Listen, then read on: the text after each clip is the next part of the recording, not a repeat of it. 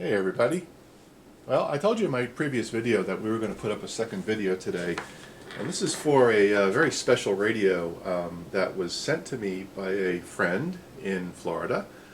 Her name is Lisa. Lisa G, we'll call her. And Lisa G contacted our good friend Terry over at D-Lab. And those of you that don't know Terry, there he is. I'll put a link to his channel. Anyway, Terry does a lot of restorations. He does a lot of ham radios and things, but he also does some classic radios. And what Lisa has here is a Zenith, and I'll post the model number once I open it. I haven't opened the box yet. So Terry, suggested that Lisa contact me only because shipping is cheaper. We both live in Florida. Lisa contacted me, and Lisa was going to try to do the restore, and we spoke on the phone, and I explained to her that this stuff is very, very dangerous if you don't have the experience. And although Lisa is very, very confident, we agreed that she probably would be in danger if she wasn't sure what to do here. So I'm going to take this radio and restore it. She's also sent me the speaker and the antenna, the Zenith antenna, which I haven't opened those boxes yet. But let's open this one and see what we have inside, and then go from there. And I'm going to also share a little bit of a story with you about this radio. This radio has been in Lisa's family as long as she can remember, from when she was a little girl. There's some interesting pictures that I'm going to flash up on the screen in a moment once we get this thing open, and I'll explain the history of this thing, which is very, very cool. Let's see what we have here. So when I spoke to Lisa, I said, please take the tubes out, and I assume these are the tubes.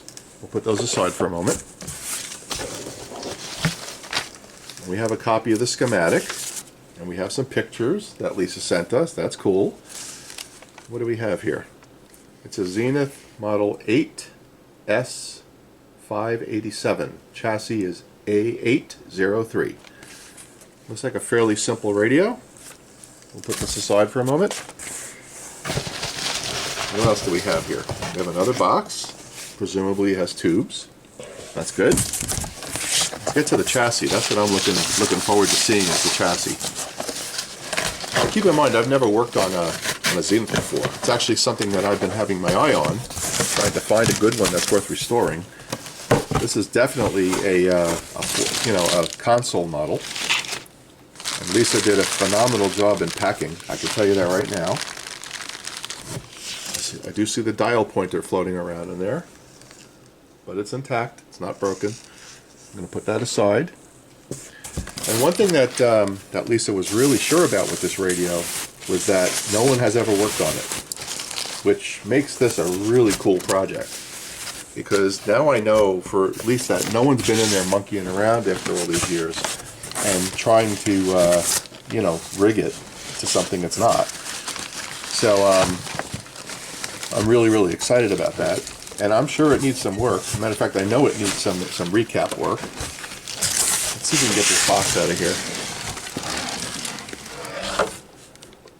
Okay, let's do that. Lisa, you did a great job packing. I have to hand it to you. Let's get this box out of the way. Okay. And let's put this one up here and see what we have.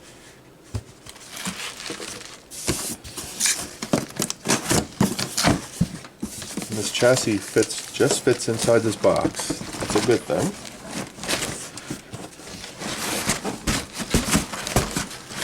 And it looks like it survived the trip just fine, Lisa. And I did promise Lisa that I was going to make a video of the process of me restoring it. And remember, this is going to be an electrical restoration, not a physical restoration. Okay? Let's take this box out of the way. Let's take a look at the front of this thing. This is probably one of the tone controls that are on there. Pick up these popcorn. Wow, what a dial. Look at that thing. Let's see if we can zoom in on this thing. Beautiful. Okay. Let's see what else we have here. Yeah, this console radio has two sets of controls on either side. That's what we're looking at here. Let's pull this shot back a little bit. Okay, there's a little bit more popcorn. But I'll tell you, she looks like she's in really good shape. The chassis still has the original gold. That's cool.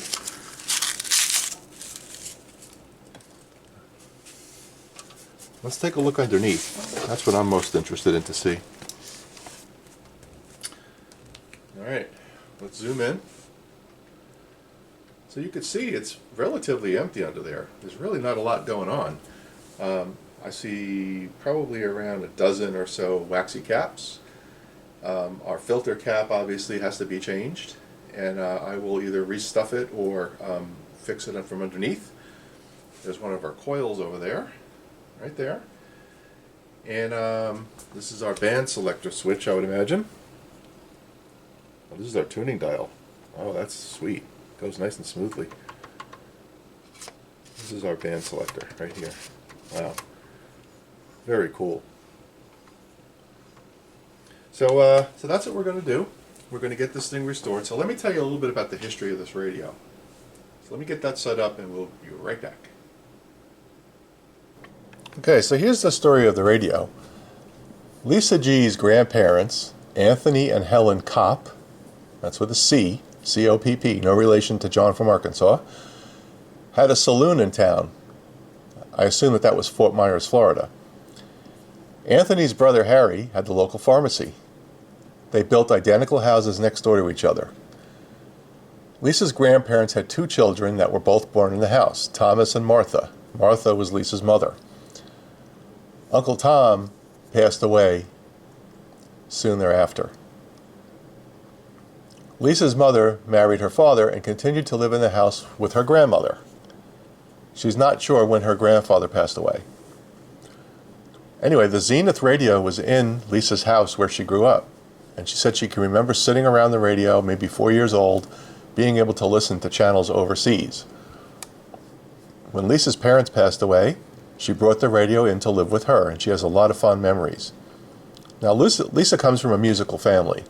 Her son is a producer and an engineer, and they have a studio in their house, and they're in the process of remodeling it to create a podcast room dedicated to shows for vocal recordings. Lisa is very excited to maybe have the radio as a showpiece in that room.